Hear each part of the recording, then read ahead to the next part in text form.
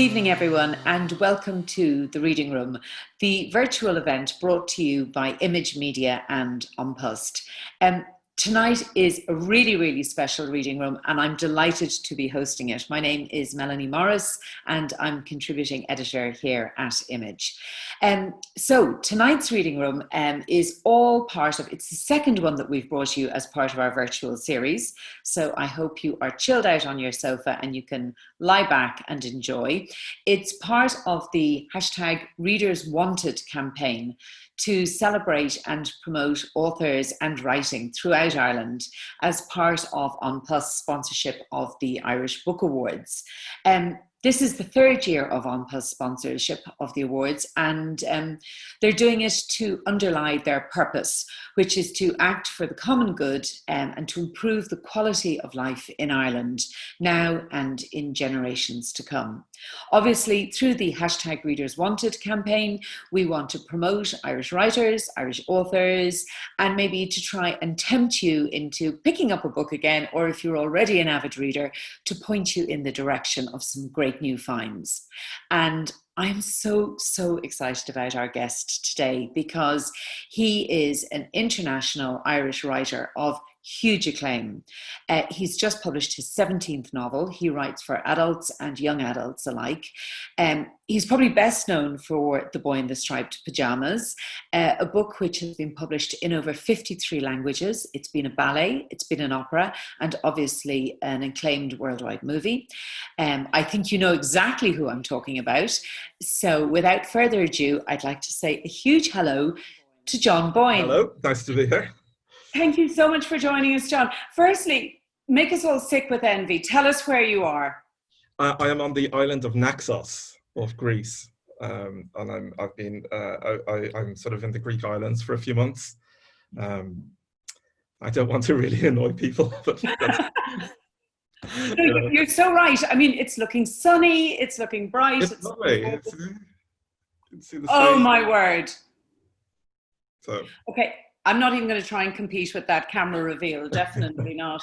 How long are you going for? What was the deciding factor that got you on the plane? Well, I mean, you were allowed to come here. It was on the green list, and I wanted to finish a draft of the novel I'm writing at the moment, and a screenplay I'm working on. And I mean, like everybody, I guess, I felt like I needed a break, and fortunately, I was able to get one, but I did look to see, where are you allowed to go and follow all the guidelines, obviously. So I thought I wanted to come somewhere warm, so I'll be here for a couple of months anyway.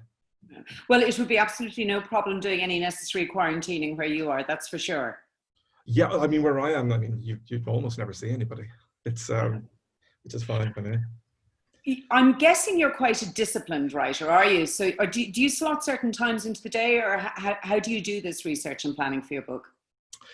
I am disciplined, yeah, and I have been, I guess, ever since, as a young writer when I was working a day job as well, as trying to get my first novel written, my second novel written. I used to kind of get up very early in the morning and start writing maybe about 5 o'clock, try to get a couple of hours in before going to work. And that's kind of stayed with me. But what I don't do is kind of have an hour by hour structure saying, I have to be at my desk between this hour and this hour. It's more for me that by the end of each day that I feel I have had a productive day, that I've put in time and work, and that's not just writing, it's also reading. Reading and writing are very much connected to me on this. That I know there are some writers who find when they're writing a novel, they really struggle to read novels. And in fact, I know of one good writer friend who, John Irving, who when he's writing, say, a third person novel, he will only read first person novels and other way around. So, everybody has their different process and the things that affect them. But for me, I seem to be okay on that. I can read as I write. And so it's really about that. It's about kind of getting to the end of the day, getting to dinner time, say, and feeling, yeah, that was a good day's work. And do you aim for a certain word count a day, or is it literally more whether you know yourself you've actually got something done? It's the latter. It's that feeling. But I mean, I guess I would, because I tend to publish a book every 18 months or so, and I've been pretty consistent at that over 20 years. I probably do have a kind of a vague word count that I don't really know myself, but it sort of just averages out that's the way it all seems to come together. Certainly when I write a first draft, it's different than the subsequent drafts. The first draft I tend to try to get down as reasonably quickly as possible, just to get the story on the page, over a couple of months. And then when I finish that first draft, I always say that that's when I know what I don't know, and I need to go and find out, so to speak, and form the novel out of this kind of very rough early draft. Gosh, can I ask? I mean, obviously, when one is at the start of one's career, there is a huge hunger and probably a financial necessity to get books out with a certain speed and, to keep growing and developing. The difficult second album, the difficult 17th, 18th book, does it get harder to adhere to that quick a turnaround schedule? No, I think we all probably work at our own pace. I've never had my publisher say to me, we need it by this particular date. Every time I do a new contract, and it's usually, say, a 2-book contract, my publisher will say to me, all right, so when would you envisage being able to deliver? And I will give a realistic date of when I would be able to deliver. And I pretty much always do. I've never really had to ask for more time, but if I did ask for more time, it would be given to me. It wouldn't be an issue. I think, at the start of a career, probably a little more. That new writers, you can get a lot of attention for that first book, say, and a second novel is not always given as much attention. It's sort of, you get the attention for the first book, and then sort of from the 4th, 5th, 6th onwards. Okay. So it's kind of in that middle bit after you start that I think people have to really commit to their career if they're going to. I mean, ultimately, what everybody wants is to sell a few books and get some readers, and be able to tell stories that readers will be drawn to. And in order to do that, you've got to be able to build some type of profile, I guess, within the bookshops, within the media, and so on, just to kind of get your name out there. I'm always a little surprised by people who, having had the good fortune to get a book deal, after their first book, take years and years and years to write the next one. I think you're in, you're lucky. It's like the ones who win X Factor and then you don't hear of them again because they're too busy coasting on the hit single. And but I think, right, it's the old cliche of writers write and they publish, and and you can be somebody that maybe publishes a book once every 10 years, like, say, Kazuo Ishiguro, and that's fine. He's a serious, like, literary genius, I think. But if you're not Kazuo Ishiguro, and most of us aren't, you probably, want to, work. Buckle down a bit more.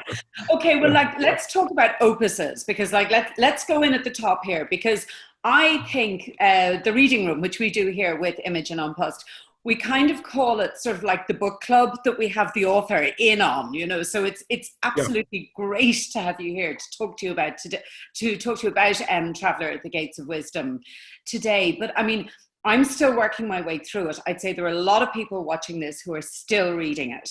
And there are some people who are maybe going to pick it up now, but it's a huge, huge book. Did you go into it knowing it was going to be this broad and vast book? Oh yeah, I mean, once I had the initial concept and knew that I was going to probably write about sort of over 2,000 years and 52 countries. Yeah, we might actually. I might ask you, John, to explain a little bit about what the book is, just for those. Well, the novel begins in the year 1 in Palestine on the night that King Herod sends the soldiers out to kill the babies. It travels all the way to the year 2080 on a space station. And in between, we visit 52 countries, or rather 51 countries in a spaceship over these 2,000 years. And rather than a narrator following the story of one person, the character, the emotions and the story of the character remains the same, but is just reproduced in a different time, in a different place. So the narrative voice keeps getting older. While the world around him keeps changing. So every time, no matter whether it's in 1100 in Brazil or 500 in Turkey or 1900 in Canada, the narrator has had the same experience as everyone else before. So it's a complicated conceit. And I knew as I started it that, this is a lot of countries. This is a big, epic kind of novel. I was thinking about people like David Mitchell, who writes those kind of mind bender type books. Yes, yes, And but I was excited by that. It was a challenge, and I've done things with time before. My very first novel, in fact, which is 20 years old now, The Thief of Time, yes, began in 1743 and ended on the night that 1999 became 2000. So yes. that's 256 years. And I've written quite a few books where I play with time in quite a big way.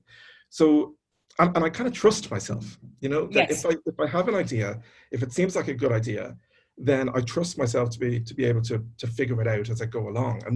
And that is kind of the joy, I think, of writing a lot of the time, that a novel can be sort of a puzzle, and so playing going over. A novel can be kind of a puzzle, and if you've got to a point where you're good at that puzzle, then it'll sort itself out, over the various drafts. Well, I must say you've signposted it very, very well, because I mean, where do you start and where do you stop with the information for each country in each chapter? But you've signposted it well by having the same initial for the father figure, the mother figure, for our hero, for his brother, for his wife, or whatever. So it's not War and Peace. It's easy to work out who the characters are and what their traits are. What I felt and what I found from readers so far who've read it is it takes about maybe 3 or 4 chapters for the reader to kind of get what's going on, to get the concept. Yeah. And once you've got the concept, then you kind of go, okay, now I've got it, and now I can kind of move forward. And then you see the story building as the character gets a little bit older every single time. And your women in the book are quite feisty ladies. Is that on purpose? Yeah, it is. I try to write very strong women in my books, and it's something that I set out to do each time that I start, because about, I don't know, 10 years ago or something, when I wrote The House of Special Purpose, yes, I looked back at some of my books and I thought that the women weren't always very strong, and that's a lot of the time, as they often do in books written by men, the women characters react to the actions of the men rather than have their own kind of characters and storylines and everything. And I just deliberately set out to try to write stronger female characters. And in fact, I wrote one book, This House is Haunted, which is narrated by a woman.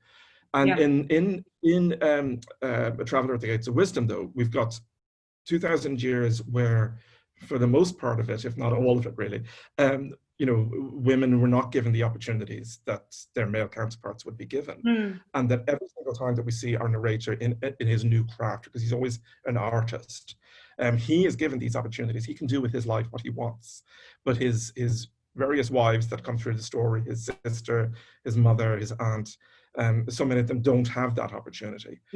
So even though they are strong characters in the book in terms of how they speak and what they say, but their lives are often quite unfulfilled. One thing that I've been noticing with the book, and I'm sure anyone reading it, my God, life was tough back in early days. We really, there may be, let's push COVID aside for a minute, but our lives in general are so much easier. We kind of cater all about nothing, but you bring the book beautifully into the future, where without destroying it for anyone, there's a lovely bit of optimism towards the end, isn't there? Yeah, it's got an optimistic ending. One of the things that struck me as I started writing it, especially in the sort of first 600-700 years of the book, and as I was figuring out the stories and what was going on in the world, it seemed to me that really in those days, everything was about war. Yeah. What the men did was they went to war. It was all about, maybe until the planet was fully explored and we knew what the world actually was. And who owned what bit of it. Yeah. Yeah, exactly. That it was always about territory and war, and so men fought and women grieved. And that's the way it was for so many hundreds of years. And in a way, it was kind of, it became for me trying to find something more to write about than just the fighting. But yeah, I did go to an optimistic place at the end when we go into the future. Optimistic in the sense that everybody has to get off this planet and start again. And sometimes, not just in the world, but in our own lives, I think we maybe have all had moments where we have had to just kind of like make a big break or something with the past, start again, and hope for the best. So yeah, I wanted. There's a lot of dark stuff in the book, and I felt just felt natural to me. I always go with my instinct on these things, you know, not what sort of I think the reader wants, but what my instinct says about how something like this should end. I'm sure I'm not the first person to say this, and I won't be the last. I see your brain as a kind of a Tom Cruise Minority Report thing going on while you were researching this.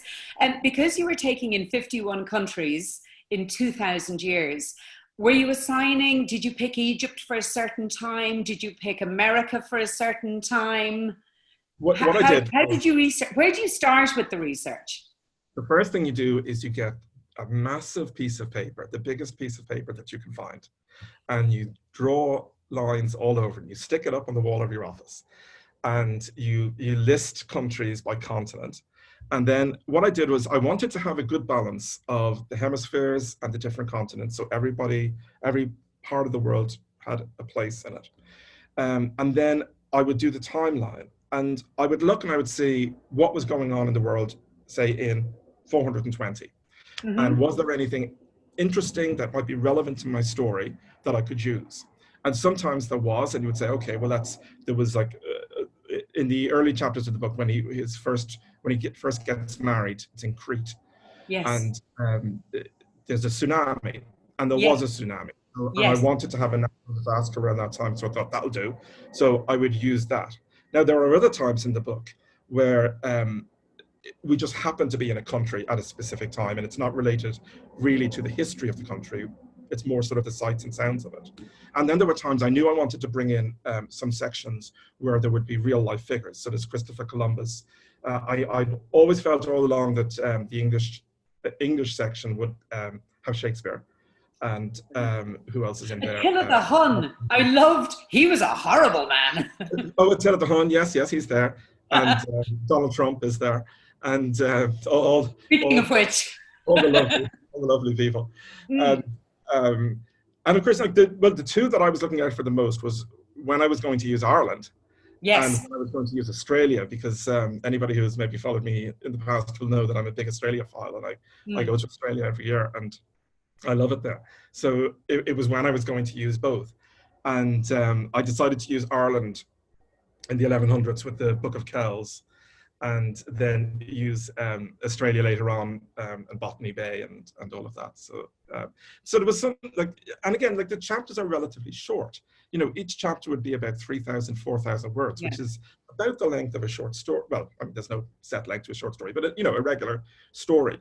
So if you find a good idea to move the narrative forward, but also to describe the place you're in and to give the reader some sense of the historical detail, you'd be surprised how quickly those 3,000 or 4,000 words actually all come together. And it couldn't really go much longer, because if I did like 7,000 words, well, then you look at a novel that's, maybe 400,000 words long, which just is insane. I actually felt with this, because there were so many places in it, they had to be fairly snappy. We had to kind of keep moving and not sort of get bogged down in anything for too long. But I think there's a huge gift. I mean, obviously, the writing I would do is journalism as opposed to, your great stuff. But it's hard to write concisely. I think that's an art, is trying to slim things down as opposed to having the breadth of, and to write the history of a country at a time in a place and weave in your story and your characters. I mean, occasionally over the years, I've taught creative writing classes, and a task I often set to students is to write a short story in 500 words. And when I say 500, I don't mean 499, and I don't mean 501. I mean 500. So that you write your first draft and it might be 620, and then you have to kind of cut it down. But you might get to the point where you have got like 502 words, and you've got to get rid of 2 while still telling, and that kind of precision can actually be very, it can be a useful trick to learn. Another task I often set students is when they present work is give them a couple of different colored Sharpies and tell them, say you've got a green Sharpie, every adverb, highlight it, every adjective, a different Sharpie. See how colorful your page is. If it's pretty colorful, you want to take those colors down a bit.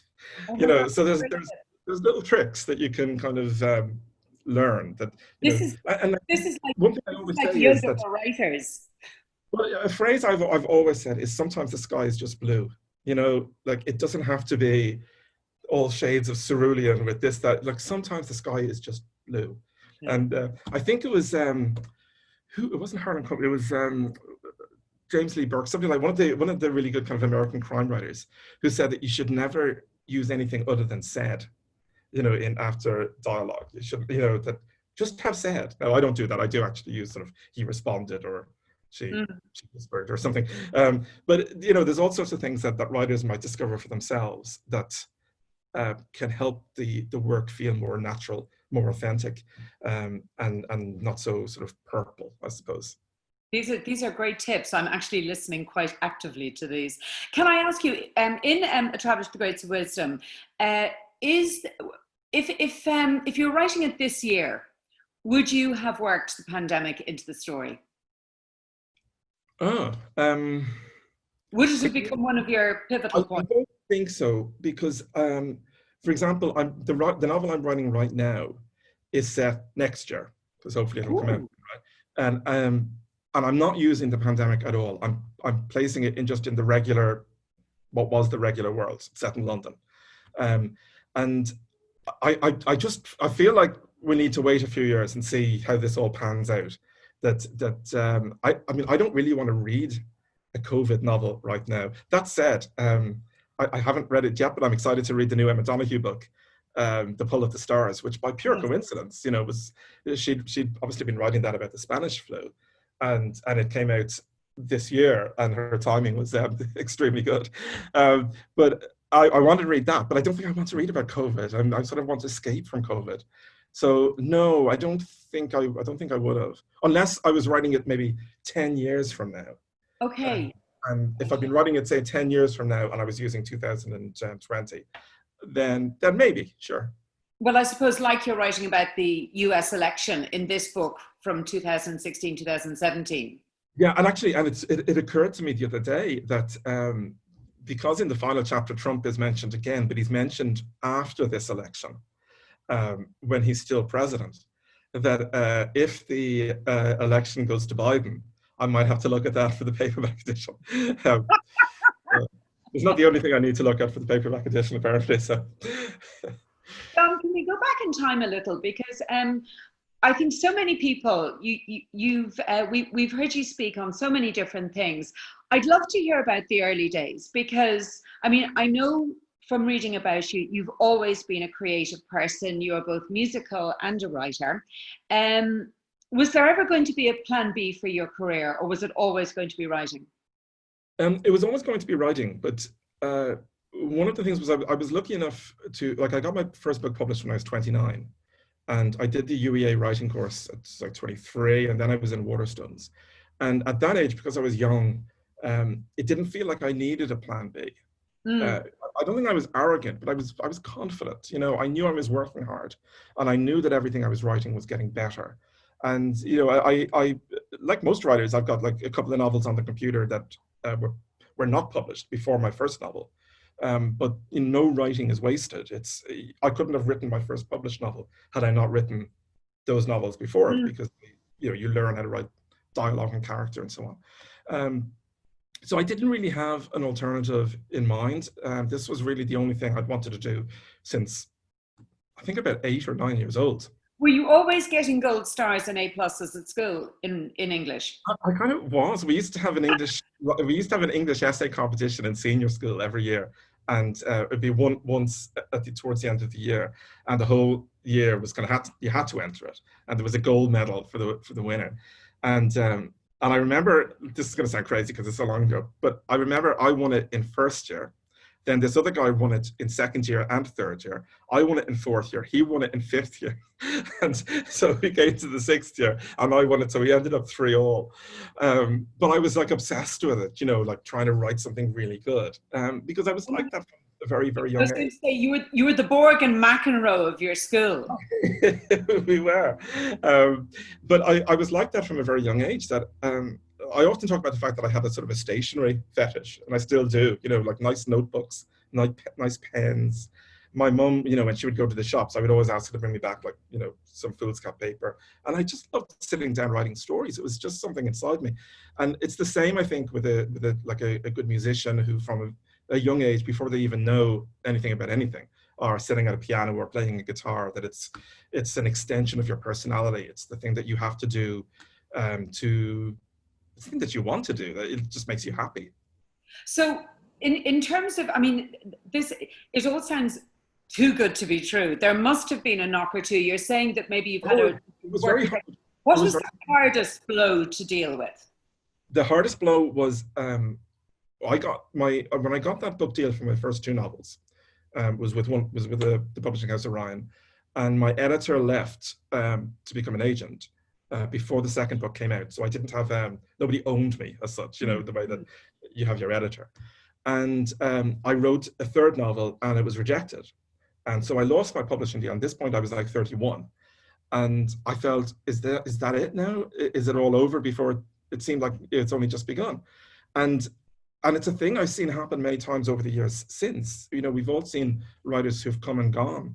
And sometimes it's their own fault. They're just not good enough. But sometimes it's just bad luck. You know, my first two books didn't really sell very well. They did fine, but nothing dramatic. And it was a time before now when there wasn't festivals really.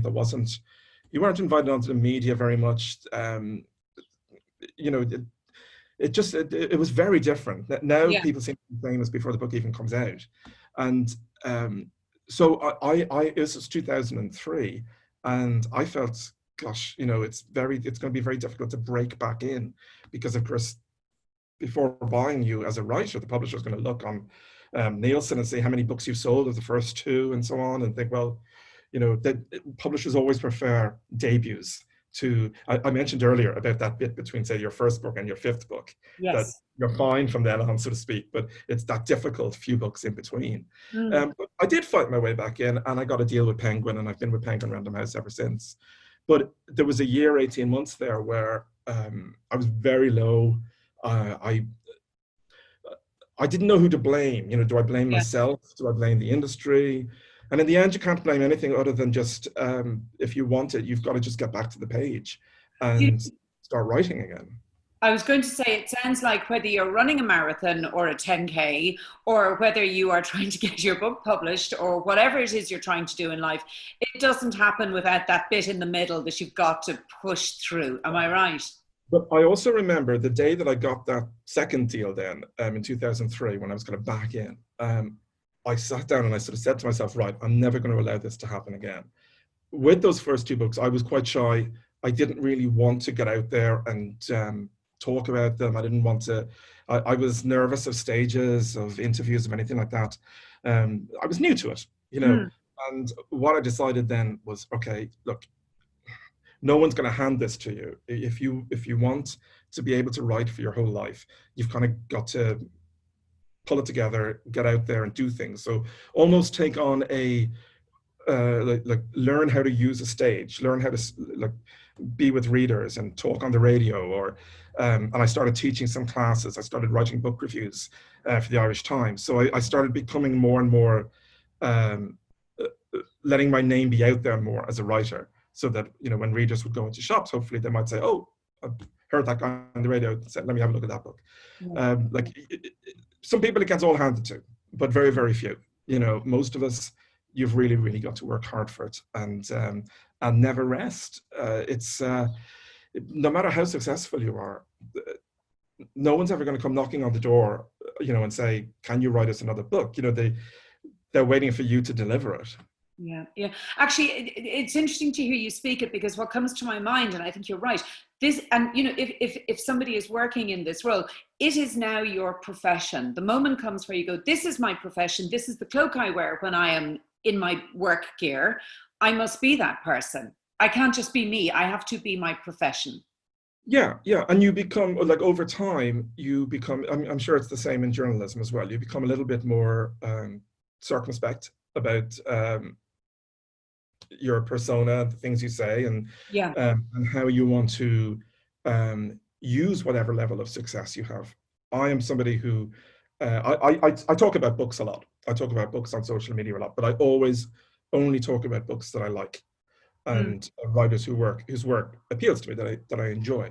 I never ever say anything critical about another writer or a book. I think if you like something, just don't say anything about it. And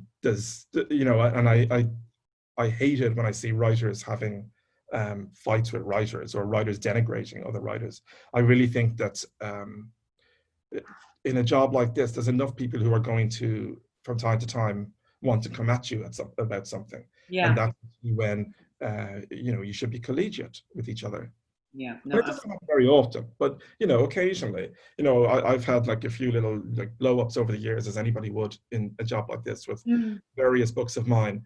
And most of my writer friends will, jump to my support or text me or email me. But once or twice, somebody will kind of jump in and make a bad situation worse. Yes. And you wonder, well, why would you do that? I mean, what's in it for you? And your moment might come where something you have said might be taken wrong, or you have just spoken out of turn, or you've got yourself in some mess that you didn't intend to get yourself into. And do you want X, Y, or Z to jump at you then and criticize you? I don't think it's a good way to live. Yeah, well, I mean, exactly. I don't think it's not, there's no positivity out of it. Yeah. I'd love to talk about, one question that I'd love to ask you, John. When you're talking about the dark time, the moment of, your moment of conflict or whatever, when things weren't going so well, were you in Waterstones at that time, or had you pushed out and gone off on your own? Well, I actually quit Waterstones around that time. So that was a big jump. Yeah. Well, it was at that point, it was in that sort of middle period where I didn't have a publisher. I'd been in the shop for 7 years. I was a manager, and I kind of just felt, I don't know what I'm doing now. And I was like 31. It was that moment in life where you say, what am I now? Am I going to stay in the bookshops, or do I really want to recommit to writing? And had a little bit of money saved up. I'd saved up money from work. I'd had my first 2 book deals, my first 2 books, so I'd, the advances for that. And, I didn't have much, but I had enough to go. I went down to Wexford for a year and took a little house down there and just said, right, I've got to kind of refocus my mind and write again. And if it's going to work out, it's going to work out. If it's not going to work out, look, I'll worry about that when my money runs out in a year's time. And it was when I was there that I wrote Boyne, the Striped Pyjamas. I was about to say, did having that kind of seclusion, probably a little bit of what you're doing now, it gave you time to focus energies, focus attention, and pull it together? What was really helpful was my house was about a 2-minute walk from a beach. And every day I used to go for a long walk on the beach and a swim. And a thing I often say to like young aspiring writers, student writers, is exercise is actually really important. That, if you can keep your head clear, if you can just, not be sitting in like eating chocolate and getting drunk all the time, you clear your head, you'll start to feel better. The story will come, the writing will come. So I used to do that every day, just walk on the beach for like maybe a couple of hours a day. And you find if you do that for a year, you do change, your mind changes a little bit. I wrote Crippen, my 3rd book, and then I wrote the first draft of Striped Pyjamas. And then I came back to Dublin, and Crippen was the book bought by Penguin. And then I was writing Striped Pyjamas, and then I gave that in, and once that was given in, well, everything kind of changed. I want to ask you about Striped Pyjamas separately.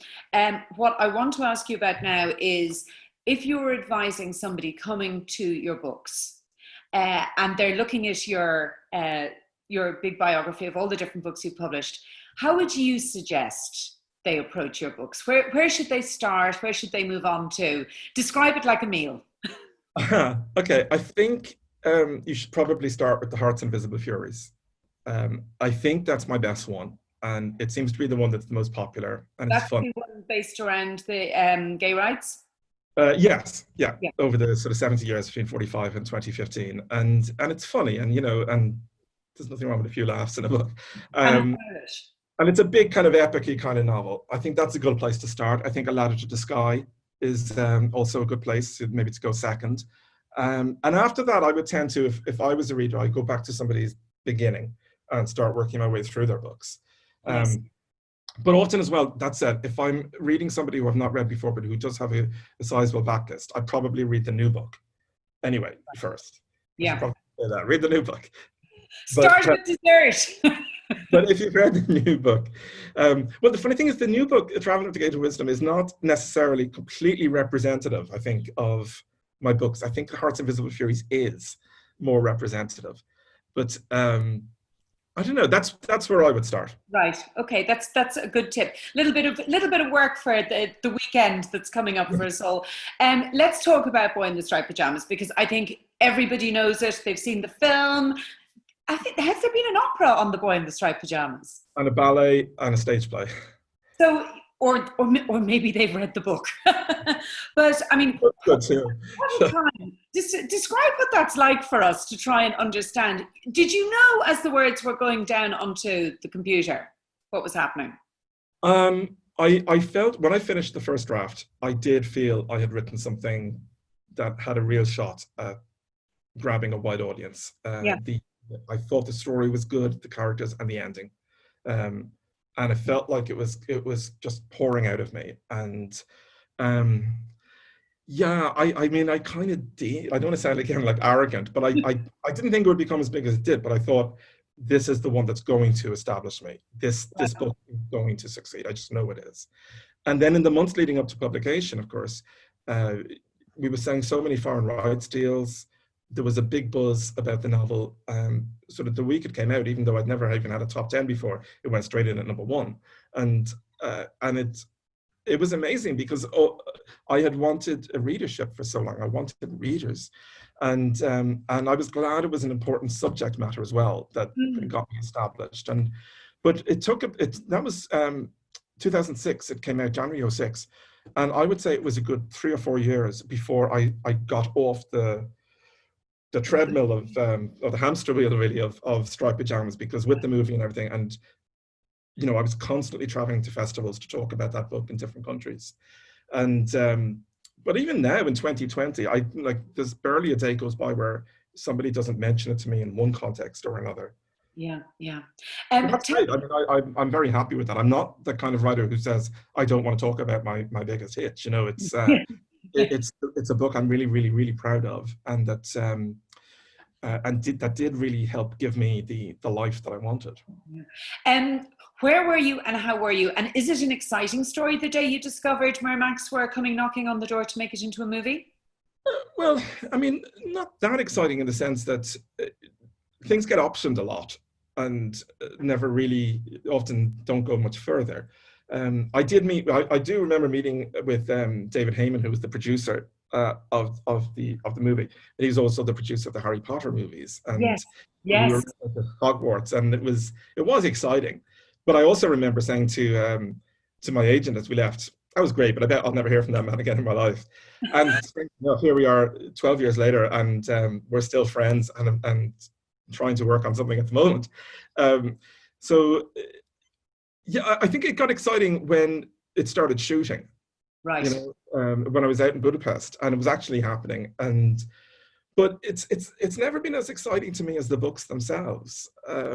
I remember being on I was brought on the movie tour in the States with that, and every journalist would always say to me, "Is this the most exciting thing that's ever happened to you?" And I go, "Well, no, it's not really. The books are, because if it was, I would probably have tried to become a filmmaker, not a novelist. So it's nice, it's fun, it's interesting, but I'm not a filmmaker. I'm a novelist."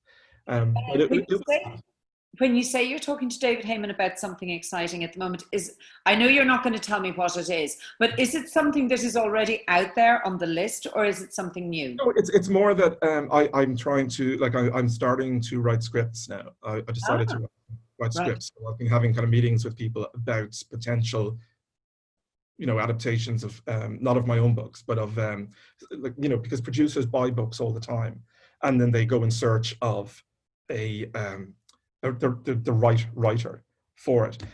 In about 3 hours' time, in fact, I have a Zoom call with a very well-known movie star about a potential project. And it's kind of fun because I have to audition for it. Yes.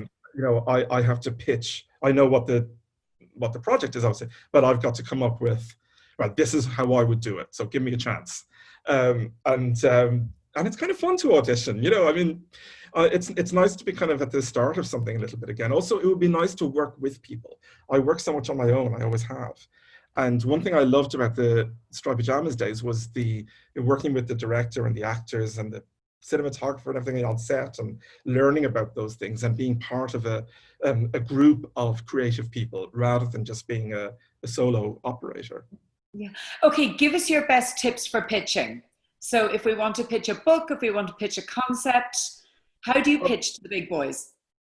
Um, well, I mean, I'll stick with the books because that's probably what I know Yeah. the best about. Okay. But if you are writing to an agent, I think it's important. Firstly, it's important to find out who that agent represents. They should be representing people who are, as far as you're concerned, the same types of writer that you are. You know, if you're a science fiction writer, there's no point sending it to, I don't know, to John Banville's agent or editor. You know, so Yeah. so write them say, I'm writing to you. I see that you represent X, Y, and Z. They're writers I admire.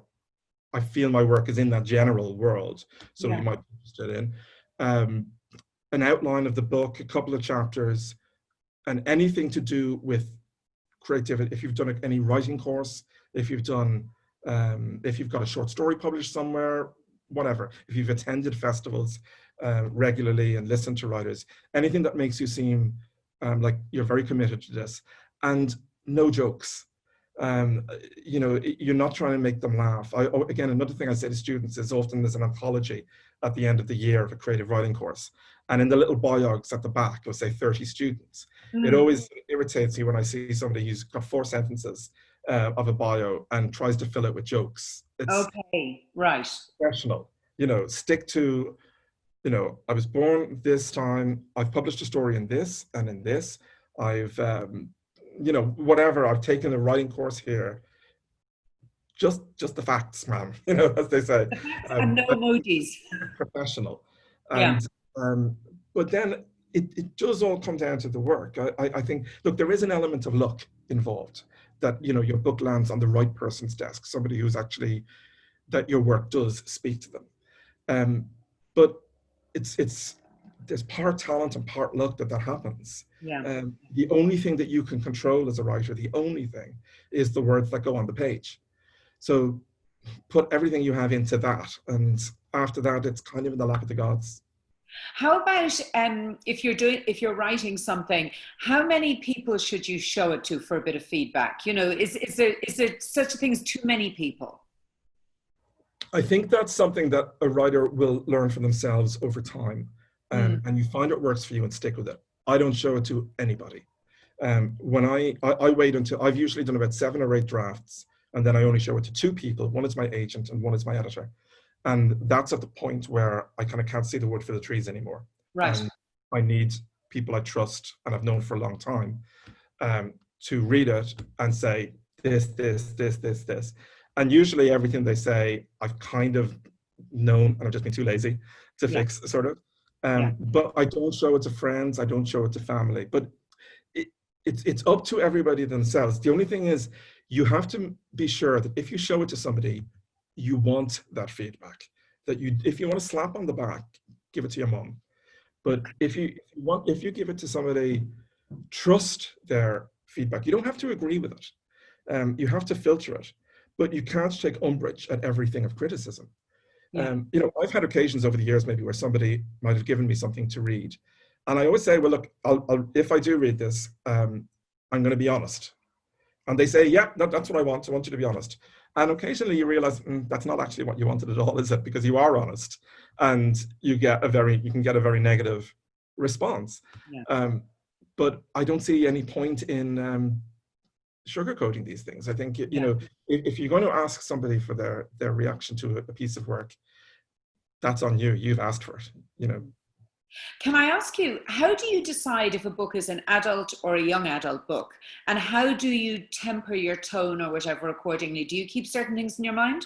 I know in advance, because there'll always be sort of that part of me that sort of feels like, okay, I want to write a a one or the other now, but it'll always be about the central character. It's really as simple as that, that if I'm going to write a book with a child, and that's not to say an adult book you can't have a child at the center of it, many do. Yes. But I tend to, if I put a child at the center of a book, I tend to make it for young readers, Right. and the other way around. And I don't temper the language or the storylines. In the 6 books I've written for young people, the 3 of them are about war. One of them is about a trans kid. One of them is about the death of a parent. So I don't make them kind of light-hearted. They're not fluffy. Yeah. Yeah. I tend to put a child in a very adult situation. Right. Way ahead of their time. And children do go through adult situations often. So that's what I tend to write about there. But I'm very clear in my own head when I'm starting what I'm starting and who the original audience is supposed to be. In terms of the book industry, do you think that the past 6 months have actually done good things for books? Well, I understand like ebooks, for example, have been really selling very, very well. And what I have found is, and people said it to me, a lot of people I think have gone back to reading that maybe would say in their lives, oh, I'm so busy with work or with the kids, with this, that, and the other. They actually have had time on their hands and have been reading again. And now that the shops are open, like my sister works in a bookshop and says that she can see it. People are coming back in and wanting the physical objects again, and maybe asking, like she's getting a lot of people saying, I got back into reading during lockdown. What's new? What do you recommend? Here's what I liked. What would you recommend based on this? So, I mean, certainly it's if you haven't been able to write during it, you're probably not going to be able to, because I mean, there was nothing else to do. So I don't want to say it was a good time, because obviously it was a bad time for so many people and it's a loss of life. But I do think people have been reading again and finding comfort in books and stories and escapism and literature, and that's good.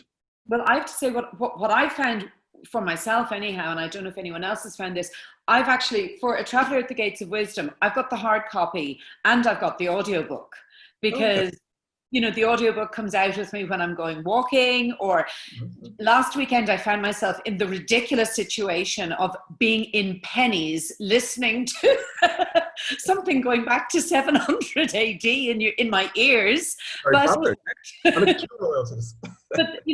I think it's quite nice that we have these opportunities that we can dip in and out of different formats, and it does broaden our horizons. And I'd love to know, because I know that you are a very prolific judge on different literary awards, and obviously your literary reviews, your book reviews. Irish authors, young, emerging, upcoming, who are you rating, and can you tell us some books that maybe we could look out for? Well, one who I really like is Rob Doyle. He's on his 3rd book now, and he's well into his 30s. But I think he's a really exciting voice. I could not write the kind of books he writes. He's a totally different style of writing, but I find him very interesting and exciting and just unusual sort of writer. I really like his work. I liked Helen Cullen's first 2 novels very much. She's just published just like a novel. She's very good. I loved Anne Griffin's debut novel, When All Is Said. That was terrific. Who else? Is there a book of Rob Doyle's that you'd recommend we start with? Thresholds, the new one. I think it's the best book I've read so far this year. And it's partly autobiography for him. It's partly fiction. It's just his weird, wonderful world. And it just sort of blew my mind completely. But there's a lot. There's a lot of good writers. I think you often have to wait until sort of 3 or 4 books in to see who's going to stick around. And but yeah, I'm trying to think of others that Can I ask you, while your brain is whirring away on the background on that one, you were the only writer, I think, in the Shine programme that was broadcast on RTE last weekend, and you created something specific for that. How did that project come about, and will you tell us what's it like filming something in a socially distant environment, even if it's very beautiful? Well, RTE got in touch with me and asked me, they told me what the premise of the programme, and that it was to be an hour-long show sort of at the end of lockdown, and the brief was very broad, really. They said, we'd like you to write something to read on it that would be maybe 3-4 minutes long, and other than that, do what you want. So I immediately had this just opening line in my head of, we were together, then we were apart. And so I wrote a piece comparing the times before COVID and after, and how each of us have changed and the things that have affected our lives during that. And when we filmed it at Ivy Gardens, and it was actually quite nice because I think it was the first time I'd gone into town in about 4 months or something. And everybody was socially, I remember the director on the day was very, very rigid regimented with everybody about keeping away. I mean, obviously every so often like, somebody's got to come over and mic you up or whatever, but it was done in a nice way. And yeah, it was nice to be the writer on it. There's lots of musicians on it, it looks beautiful. It looks absolutely beautiful. It was a lovely project, I'd say, to be involved in. Yeah, and I had before COVID started, I had bought this lovely jacket, and I'd never had a chance to wear it, so I decided I'll put it on. So that was the jacket I was wearing on the show. Can I ask you, what did you do during lockdown? Because you went on a major health mission, am I right? Yeah, I did. I have a little gym at the back of my house, so I used that a lot. But of course, I wasn't able to go to a pub for one thing either, because they weren't open. So that kind of helped. And I just kind of got into, my cousin and I started working out together in mine, and I was just eating healthier then and not drinking. I didn't have a drink for months, and yeah, and I just felt a lot better after it. Really, it was. Has it made you more productive? You were talking earlier in our interview about the importance of exercise to hone the mind and everything. Do you find with your new regime that literally you are more productive? Yeah, I think I've always been pretty productive anyway, but it definitely helps. I'm trying to kind of keep it up. I mean, look, you slip every so often. You'll eat a family-sized galaxy, or have a few pints. But I think health-wise, it was good for me to kind of do that. And I don't feel the urge to go to pubs as much either now. It was kind of more part of my life before, and I don't feel that same desire to really to sit in the pub. And I'd like the freedom to be able to, but without necessarily needing to actually do it. Yeah. Did you learn anything about yourself during lockdown besides the pub thing, or were there any lessons learned in general, do you think, by you? It was probably more reinforcement of the fact that I am quite good on my own. I'm a fairly solitary person, and as a lot of writers are. And I think it was Billy O'Callaghan said that he'd been waiting for this all his life, to just be able to sit at home and write and read. And yeah, so like I'm good on that, but I was also really conscious of the fact that I was sort of fortunate on that. Like, I don't have 5 kids hanging off me, and I don't, that I need to entertain all day long. Yeah. And I was really aware of like how many of my friends really struggled with kind of keeping sane, to be honest, with everything that was going on. So I was really, I definitely felt all the way through it. Look, I'm lucky. I've got my solitude, but I've got a nice garden. I can get on with my job because I do it here anyway.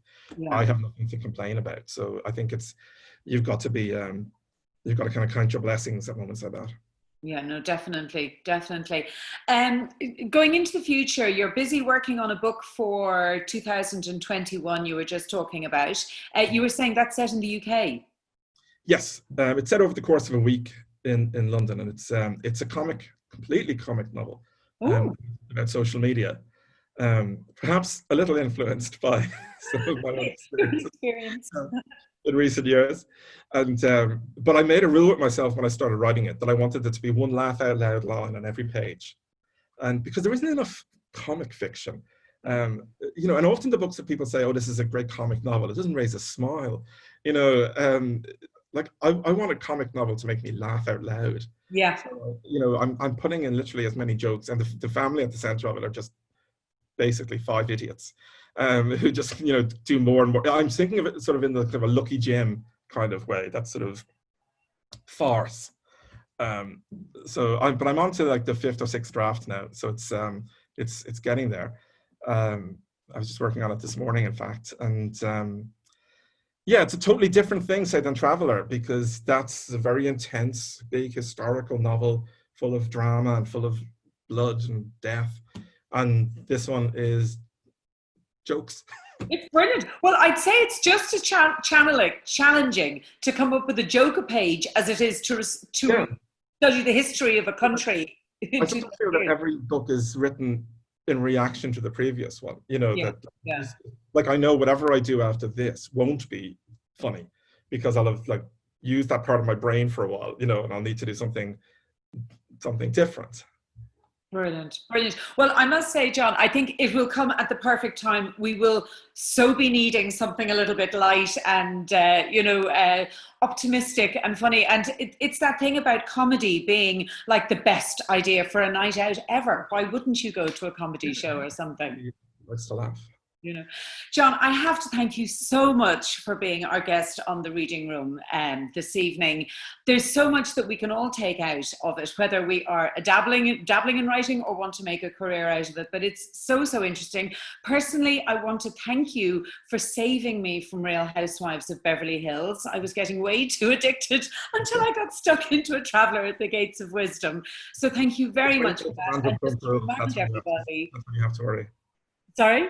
I said it's when you start getting into Vanderpump Rules. That's when you have to... Or the pets, completely. Yeah. But thank you so much, John, and best of luck in Greece. Just to remind everyone that Unpost and Image are continuing their #ReadersWanted campaign. We want you to read. We want you to get stuck into books. This is the time to do it. And John has given us plenty of food for thought and a few little guidelines and ideas about maybe where we could start or continue our literary journeys. Thank you very much again, John. Thank you.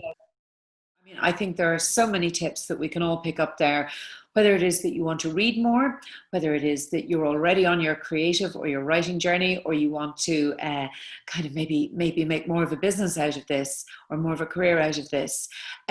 Please carry on the conversation. Use the hashtag or look up the hashtag Readers Wanted on any of Unpost or Image's social media channels or on the Unpost website. We'll be carrying it on for quite some time. And honestly, pick up a book, make the most of this sort of winter this year by expanding your repertoire. And we hope to see you back on the Reading Room with another author very, very soon.